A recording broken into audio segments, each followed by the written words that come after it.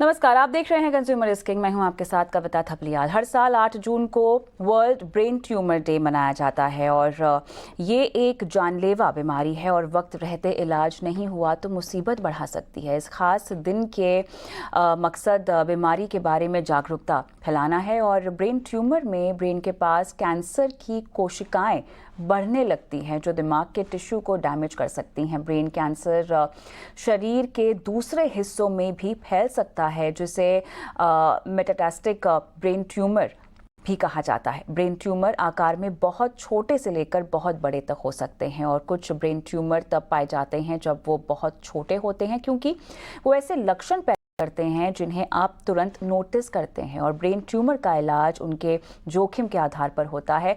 इसके इलाज में सर्जरी और रेडिएशन थेरेपी का इस्तेमाल भी किया जाता है। आज हम इसी पर चर्चा करेंगे।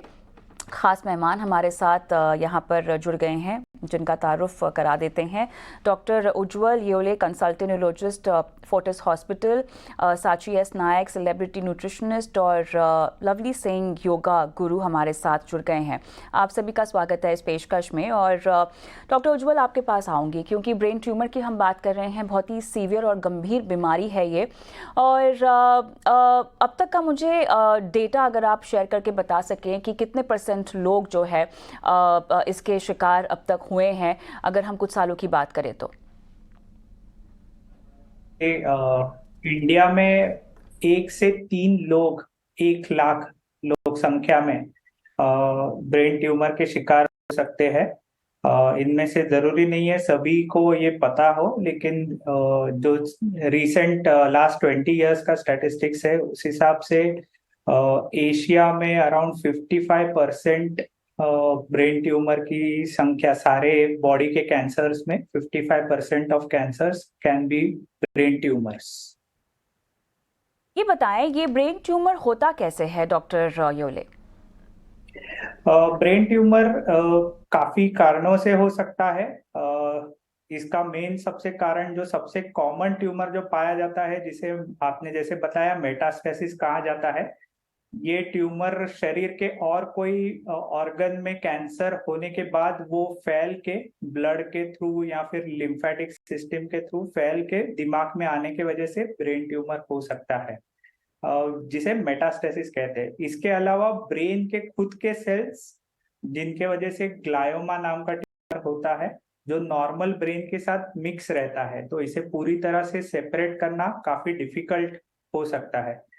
और तीसरा जो सबसे कॉमन ट्यूमर है वो ब्रेन के ऊपर और अपने स्कल के अंदर एक कवर रहता है जिसके अंदर ब्रेन प्रोटेक्टेड रहता है, उसमें ब्रेन ट्यूमर बन सकता है जिसे मेनिंजोमा कहा जाता है।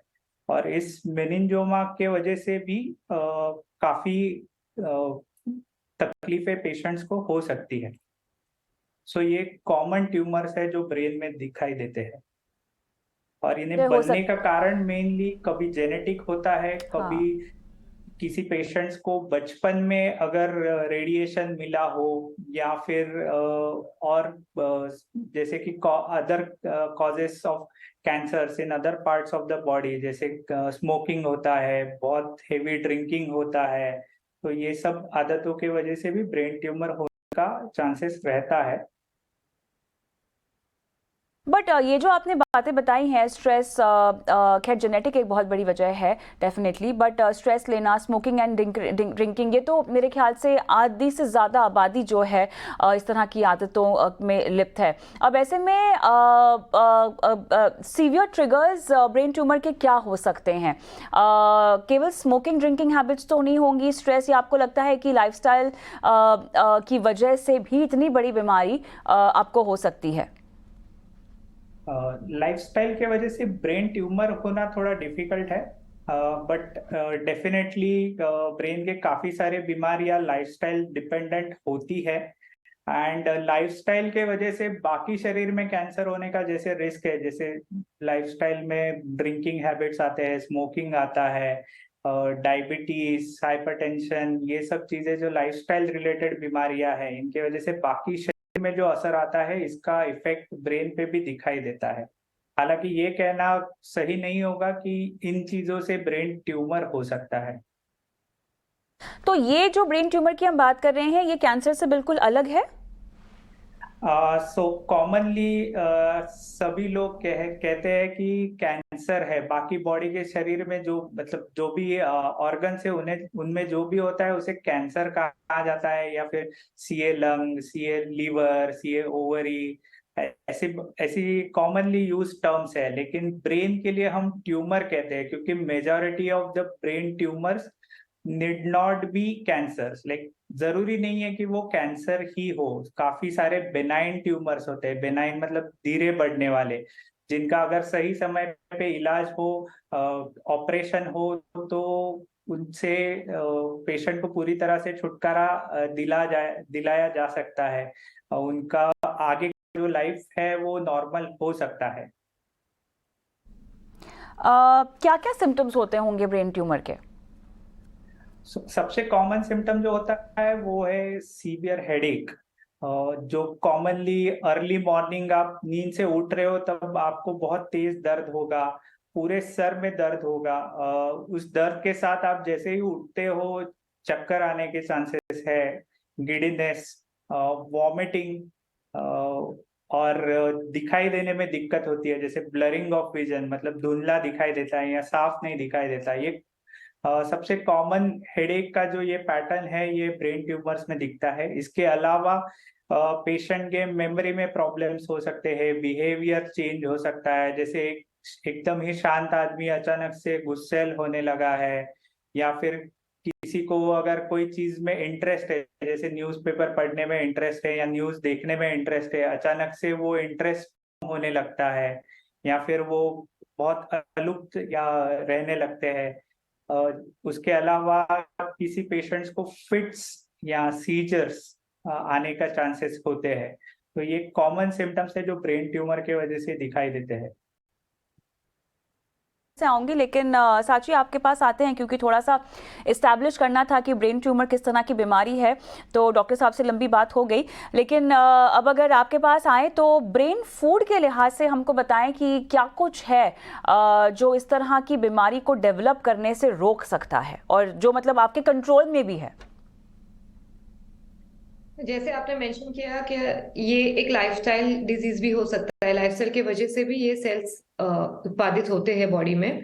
तो एक तो लाइफस्टाइल एज इन फूड के द्वारा भी हो गया कि आपका खान पान कैसा है, आप कितना जंक फूड खाते हो, बाहर का खाना कितना खाते हो, कितना अनहेल्दी खाते हो और कितना हेल्दी खाते हो, तो इस पे भी डिपेंड करता है। इसके अलावा स्ट्रेस, आपके स्ट्रेस लेवल्स कितना है काम को लेके, आप स्ट्रेस लेवल्स को कम करने में क्या क्या कर रहे हो, एक्सरसाइज कर रहे हो, योगा कर रहे हो, तो स्ट्रेस की वजह से भी ये सब होता है।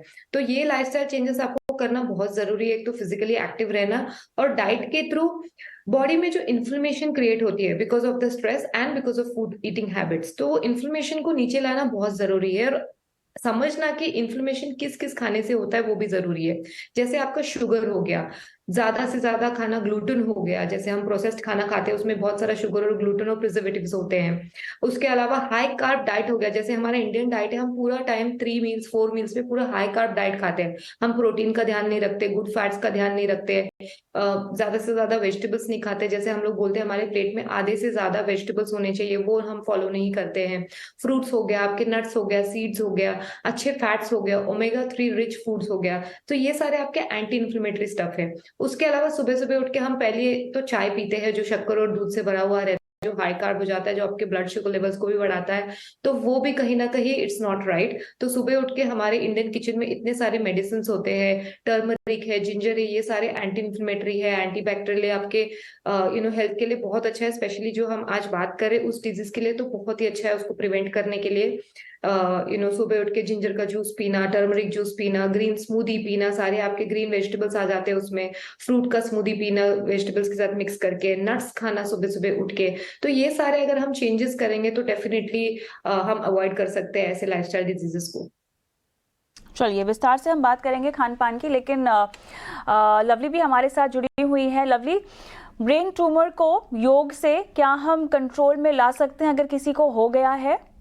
अवॉइड तो ऑब्वियसली कर ही सकते हैं, आई एम श्योर आगे चलकर आप शो में हमें आसन भी बताएंगी, लेकिन कविता जी, मुझे आपकी आवाज मुझे आपकी आवाज ठीक से नहीं आ रही है। ठीक है, तो आपकी इसको हम एक बार चेक करेंगे। और जी। चलिए डॉक्टर उज्ज्वल, आप ही से मैं पूछती हूँ कि अगर किसी को एक बार ब्रेन ट्यूमर हो जाए और मान लीजिए कि ऐसे समय में पकड़ लिया गया है कि सर्जरी वगैरह सब हो गई, रिलैप्स भी होता है क्या ये? डेफिनेटली डिपेंड करता है कौन से टाइप का ट्यूमर है, ओके, कौन से हिस्से कितने से टाइप के आया। ट्यूमर होते होंगे डॉक्टर साहब?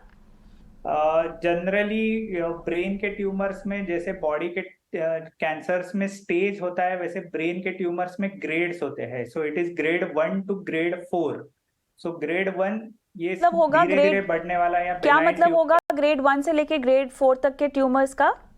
हाँ, सो ग्रेड 1 के जो ट्यूमर है वो धीरे धीरे बढ़ने वाले या बेनाइन ट्यूमर्स होते हैं। और ग्रेड 4 के जो ट्यूमर है वो कैंसर की तरह जल्दी बढ़ने वाले या दोबारा आने वाले ट्यूमर्स होते हैं। तो ग्रेड 1 या ग्रेड 2 में अगर हम पूरी तरह से ट्यूमर निकाल सके तो दोबारा आने के चांसेस कम होते हैं। And grade 3 and grade 4 obviously chances ज्यादा होते हैं क्योंकि वो जल्दी बढ़ने वाले सेल्स है। और ऐसे ट्यूमर्स में डेफिनेटली कीमोथेरेपी एंड रेडिएशन का इलाज भी जरूरी होता है, और ये सब करने के बाद भी आने के चांसेस रहते हैं। इसीलिए हम फॉलोअप में पेशेंट को रख के उनका एवरी 3 मंथ 6 मंथ्स MRI करके चेक करते रहते हैं कि दोबारा कोई ट्यूमर बन रहा है या नहीं। और राइट, तो मेरे ख्याल से एक बार सर्जरी होने के बाद आपको लगातार जो है वो चेकअप कराना होगा। लेकिन सर्जरी तक की नौबत क्या आती है डॉक्टर साहब? या अगर ग्रेड 1 के ट्यूमर की हम बात करें तो वो शायद दवाइयों से भी डिसॉल्व हो जाता है, क्या ये मुमकिन है? या अगर हम ब्रेन ट्यूमर की बात कर रहे हैं तो surgery is the only option? नहीं, डेफिनेटली कुछ केसेस में दवाइयाँ यानी कीमोथेरेपी हेल्प करती है, but majority of the tumours में उसका टाइप या सब टाइप पता करने के लिए सर्जरी जरूरी हो सकती है। कुछ ऐसे ट्यूमर्स है जिनके लिए हम डायरेक्टली कीमोथेरेपी या रेडिएशन का इस्तेमाल कर सकते हैं, लेकिन मेजॉरिटी ट्यूमर्स में सर्जरी जरूरी है, भले ही वो। और हम आपने जैसे कहा हमें ये ग्रेड 1 है या 2 है, ये जब हम सर्जरी करके उसे निकाल दे उसका पैथोलॉजी रिपोर्ट होता है तभी पता चलता है। तो उसके पहले ये कंफर्म कह पाना मुश्किल है। ये तो हमारा एक्सपीरियंस और MRI देख के उस हिसाब से एक अंदाजा बांधा जा सकता है। तो ये बताइए डॉक्टर साहब, अगर किसी को मान लीजिए ग्रेड 1 का या बिनाइन तरह का भी ब्रेन ट्यूमर हो, तो आपके शरीर में किस तरह के इम्बैलेंसेस होंगे? मतलब आपने सिम्टम्स तो हमको बताए, लेकिन उसके अलावा हार्मोनल चेंजेस की अगर हम बात करें या बाकी ब्रेन फंक्शनिंग या बॉडी फंक्शनिंग मूवमेंट्स की मैं बात करूं, तो क्या क्या डिस्टर्ब हो सकता है? किस किस लेवल तक डिस्टर्ब हो सकता है? तो देखिए, ब्रेन का हर एक सेल या हर एक पार्ट कुछ ना कुछ इम्पोर्टेंट फंक्शन कंट्रोल करता है अपने बॉडी का। तो जो जो हिस्से है जो अपने बॉडी के हाथ और पैर के पावर या मूवमेंट या सेंसेशन कंट्रोल करता है, अगर ट्यूमर उस हिस्से में या उसके नजदीक है तो डेफिनेटली पेशेंट को पैरालिसिस हो सकता है या फिर सेंसेशन कम हो सकते हैं, यूरिन का कंट्रोल जा सकता है। इसके अलावा जैसे मैंने आपको पहले भी बोला, बिहेवियर में प्रॉब्लम्स आ सकते हैं, मेमोरी में तकलीफें हो सकती है। सो ये डिपेंड करता है कि ब्रेन के कौन से हिस्से में ट्यूमर बढ़ रहा है। हार्मोनल इम्बैलेंस के कारण ये हो सकता है कि पर्टिकुलरली पिट्यूटरी ग्लैंड, जो जिसे मास्टर एंडोक्राइन ग्लैंड कहा जाता है, वहां पे अगर कोई ट्यूमर बनता है तो हमें ये जो हार्मोन की दिक्कतें हैं ये हो सकती है। और ये ट्यूमर के वजह से कॉमनली आंखों की रोशनी पे भी असर पड़ता है, क्योंकि आंखों की दोनों नसें ये ग्रंथि के जस्ट ऊपर से ही जाते हुए ब्रेन को कनेक्ट करती है।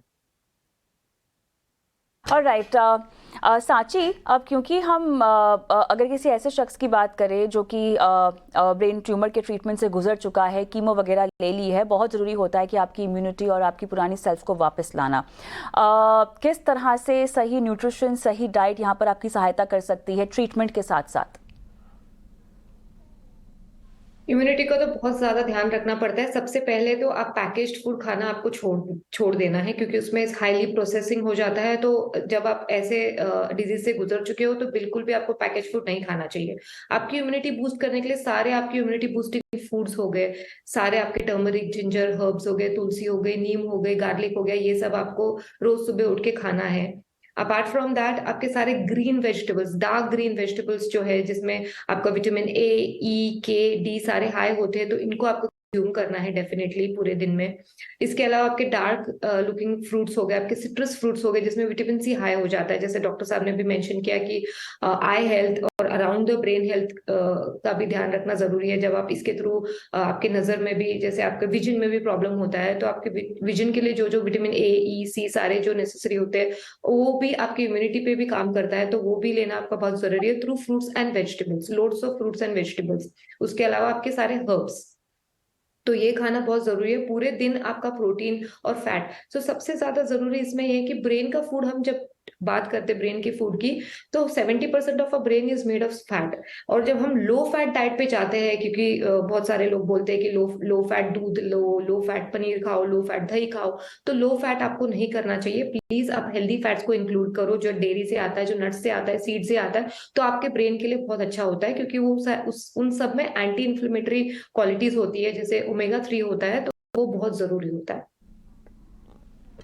चलिए, लवली भी हमारे साथ जुड़ गई हैं। लवली, योगा फॉर ब्रेन, मेरे ख्याल से शुरुआत इसी से करनी चाहिए।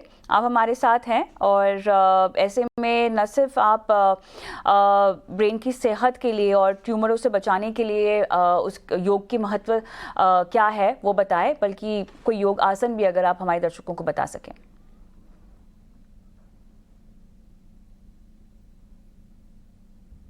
Lovely, hello. चलिए, मुझे लगता है कि यहाँ पर कोई दिक्कत है।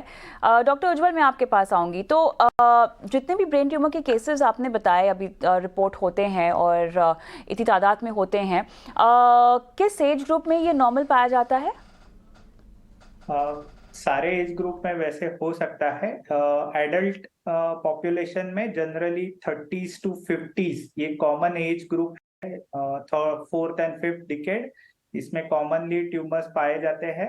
और पीडियाट्रिक एज ग्रुप में भी काफी सारे ट्यूमर्स हो सकते हैं जो आनुवंशिक, जैसे जेनेटिक रिलेटेड होते हैं, and those can be seen in the first few years of life.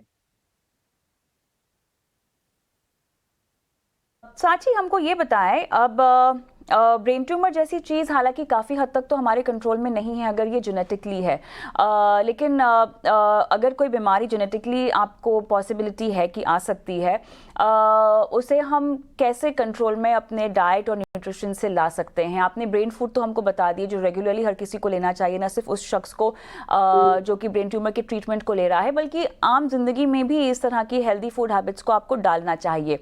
Genetically इसको आने से रोकने के लिए खाना या आपका न्यूट्रिशन कितना सहायक हो सकता है? जहाँ नॉर्मली इंसान के लिए हम बोलते हैं कि हेल्दी फूड और हेल्दी लाइफस्टाइल जीना बहुत जरूरी है, जो भी डिजीजेस, लाइफस्टाइल डिजीजेस उनको अवॉइड करने के लिए। और स्पेशली जब जिनको पता है कि जेनेटिकल इश्यू है और पास ऑन हो सकता है, तो उनको तो नॉर्मल इंसान से जिनके फैमिली में जेनेटिक हिस्ट्री नहीं है, जिसके फैमिली में जेनेटिक हिस्ट्री है, उनको ज्यादा एफर्ट डालना पड़ता है। जो भी हमने हेल्थ के बारे में अभी बात किया, जो भी डाइट के बारे में बात किया, जो भी लाइफस्टाइल के बारे में बात किया, उनको थोड़ा एक्स्ट्रा एफर्ट डालना पड़ता है। उनको पहले ही सावधानी बरतनी पड़ती है, पहले ही उनको लाइफस्टाइल चेंज करना पड़ता है। जब आपको पता है कि जेनेटिक हिस्ट्री है, तो आपको ज्यादा एफर्ट डालना है। अगर हम बोल रहे हैं कि आधा घंटा एक्सरसाइज करो किसी के लिए, तो आपके लिए बन जाता है कि आपको 1 घंटा एक्सरसाइज करना बहुत जरूरी है। अगर आपको अनहेल्दी खाने अलाउड नहीं है, 1 in 15 days है, तो आपको 1 in 1 month करना चाहिए। तो जो भी नॉर्मल इंसान के लिए जो एप्लीकेबल होता है, आपके लिए वो बहुत ज्यादा एप्लीकेबल हो जाता है, आपको ज्यादा एफर्ट्स डालने पड़ते हैं। डॉक्टर उज्जवल, क्या किसी तरह का जेनेटिक टेस्ट हम करा सकते हैं पता लगाने के लिए कि कितनी प्रोबेबिलिटी है ये बीमारी हमें होने के लिए? नहीं, अनफॉर्चुनेटली हमारे पास ऐसा कोई स्पेसिफिक जेनेटिक टेस्ट नहीं है जिससे हम ये पता कर सके कि फ्यूचर में जाके हमें ब्रेन ट्यूमर हो सकता है कि नहीं। जैसे कि मैडम ने कहा कि डेफिनेटली अगर फैमिली हिस्ट्री है तो that is helpful. We can come to know कि इस पेशेंट्स में रिस्क ज़्यादा है। कोई जेनेटिक सिंड्रोम्स आर नोन जिनके अगर वो जेनेटिक हिस्ट्री है फैमिली में तो उन्हें अलग अलग टाइप के ट्यूमर्स होने का रिस्क रहता है, not just brain, other parts of the body also. So उनमें डेफिनेटली हम जल्दी से टेस्ट करा के पता करके रख सकते हैं कि फिलहाल क्या स्थिति है। हर कुछ सालों में उनके कोई स्पेसिफिक टेस्ट एडवाइस कर सकते हैं डॉक्टर, और उनकी टेस्ट हम करवा के उनके आईज है या ब्रेन है, किडनीज है, ये सारे ऑर्गन्स हम चेक करते रह सकते हैं। लवली, आप जुड़ गई हैं मेरे साथ? जी जी जी कविता, चलिए, जी आवाज आ रही। बताइए, ब्रेन ट्यूमर को रोकने के लिए योगासन क्या किया जा सकता है? जी, ये सबसे पहले योगा जो है वो आपको किसी भी चीज में मदद कर सकता है, लेकिन ब्रेन ट्यूमर की जहां तक बात करें तो ये आपके स्ट्रेस से रिलेटेड है, ये आपके लाइफस्टाइल से रिलेटेड है। आजकल कई सारी चीजें हो चुकी हैं जिससे जो एक कॉज हो सकता है, तो योगा आपको हेल्प कर सकता है। आप जो है इस चीज से एंजाइटी होती है, आप स्ट्रेस में रहते हैं, आप इस चीज से जल्दी रिकवर कर सकते हैं। ये ट्यूमर को बढ़ने से रोक सकता है और इसको काफी सिचुएशन में थोड़ी पॉज भी कर सकता है। तो क्या क्या चीजें हैं जो हम कर सकते हैं रेगुलरली? आप सबसे पहले ब्रीदिंग है वो हम बहुत लाइटली लेते हैं और उसके बेनिफिट को ठीक से समझ नहीं पाते हैं। तो सबसे जरूरी है कि जब भी आप ब्रीथ करें, ना कि जब सिर्फ आप योगा कर रहे हैं, एक्सरसाइज कर रहे हैं, पर जब भी आप ब्रीथ कर रहे हैं, आप खाते वक्त सांस लेते हैं, आप सोते वक्त सांस लेते हैं, तो उसका राइट कोऑर्डिनेशन बहुत जरूरी है। जैसे सबसे अच्छा जो ब्रीदिंग माना जाता है वो हमें कहते हैं अब्डोमिनल ब्रीदिंग। आपको क्या करना होता है, जब भी आप सांस लेते हैं तो आप ये थोड़ा सा अवेयर रहिए कि जब आप सांस लेते हैं तो आपका जो स्टमक है वो बाहर की तरफ आना चाहिए, और जब आप एक्सहेल करते हैं तो स्टमक अंदर जाना चाहिए। तो ये अब्डोमिनल ब्रीदिंग अगर आप थोड़ा सा अवेयर रहें और इसके कोऑर्डिनेशन को समझें, तो पूरे दिन 24 आवर्स आप ब्रीद अच्छा करेंगे तो आपके बॉडी में ऑक्सीजन लेवल बढ़ेगा। जब ऑक्सीजन लेवल बढ़ेगा तो आपका ब्लड सर्कुलेशन बढ़ेगा। जब आपका ब्लड सर्कुलेशन बढ़ता है तो आपके ऑर्गन्स अच्छे से फंक्शन करना शुरू कर देते हैं, जिससे धीरे धीरे आपके सारे सिस्टम, चाहे वो रेस्पिरेटरी हो, चाहे वो नर्वस सिस्टम हो, चाहे आपका डाइजेशन हो, सब कुछ अच्छा होता है और आपको लाइट फील होता है। आपको काफी हद तक ये आपके पेन को कम कर देता है और आप रिलैक्स फील करते हैं। इसके अलावा, ब्रीदिंग के अलावा, छोटे छोटे हल्के हल्के स्ट्रेचेस करना बहुत जरूरी है। जब आप स्ट्रेस्ड होते हैं, जब आप हेल्दी फील नहीं करते हैं तो आपके मसल्स कॉन्ट्रैक्ट होते हैं। जब आपके मसल्स कॉन्ट्रैक्ट होते हैं तो उनको वापस, because muscles are elastic in nature, तो जब भी उसको वापस वो शेप लेना बहुत जरूरी है। तो जब आप छोटे छोटे स्ट्रेच करेंगे, आप शोल्डर्स को स्ट्रेच कर सकते हैं, आप अपने स्पाइन को स्ट्रेच कर सकते हैं, आप अपने साइड्स को स्ट्रेच कर सकते हैं। छोटे छोटे सिंपल स्ट्रेचेस, आजकल तो बेड स्ट्रेचेस होते हैं, आप लेटे लेटे, आपको टाइम नहीं मिल रहा, बेड पे स्ट्रेचेस कर सकते हैं, आप ऑफिस में स्ट्रेचेस कर सकते हैं। तो सिंपल स्ट्रेचेस को इंक्लूड करना बहुत जरूरी है अलोंग विद द ब्रीदिंग। इसके अलावा मेडिटेट जरूर कीजिए। मेडिटेशन का मतलब ऐसा नहीं है कि आपको 1 घंटे बैठना है, 5 मिनट 10 मिनट बस अपने साथ रहना है, अपने ब्रीदिंग पे फोकस कीजिए, अपने थॉट्स पे फोकस कीजिए, और आप धीरे धीरे देखेंगे कि जब आपका गुड हार्मोन रिलीज होता है तो ये मेंटली आपको रिलैक्स करता है, और कहीं ना कहीं जब भी आप मेंटली रिलैक्स होते हैं तो जी। ये आपको healing बहुत हेल्प करता है। एब्सोल्युटली। जी चलिए, मेरा समय यहाँ पे लगभग ख़त्म हो गया है, लेकिन आज इस दिन पर बहुत ज़रूरी है कि इस मुद्दे पे चर्चा की जाए, जागरूकता जो है वो बढ़ाई जाए, और इसीलिए बहुत ज़रूरी है कि आप अपने खान पान का, अपनी फिटनेस का, अपनी सेहत का ज़रूर ध्यान रखें, ख्याल रखें। बहुत बहुत धन्यवाद आप सभी का इस पेशकश में शामिल होने के लिए। मुझे भी इजाज़त दें। नमस्कार।